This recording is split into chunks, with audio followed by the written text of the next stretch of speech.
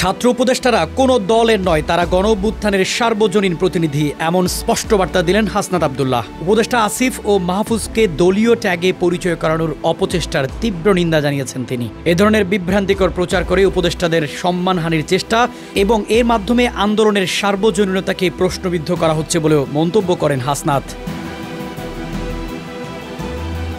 25 মে চট্টগ্রামের পথসভা থেকে এসব বক্তব্য রাখেন এনসিপির দক্ষিণাঞ্চলের এই মুখ্য সংগঠক। এ ধরনের অপপ্রচার সম্পূর্ণ ভিত্তিহীন ও উদ্দেশ্য প্রণোদিত বলেও অভিযোগ জানান তিনি। ছাত্র উপদেষ্টারা সরকারে দেশের জনগণের প্রতিনিধিত্ব করছেন এমন দাবি হাসনাতের।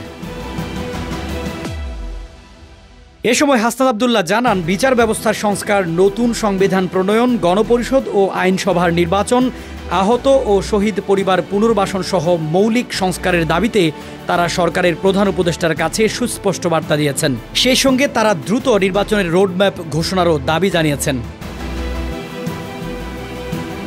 এর আগে 24 মে প্রধান উপদেষ্টার সাথে 3 রাজনৈতিক দল আলাদা আলাদাভাবে বৈঠক করেন। বিএনপি ও জামায়াতের সঙ্গে বৈঠকে উপস্থিত থাকলেও এনসিপির বৈঠকে ছিলেন না উপদেষ্টা আসিফ মাহমুদ।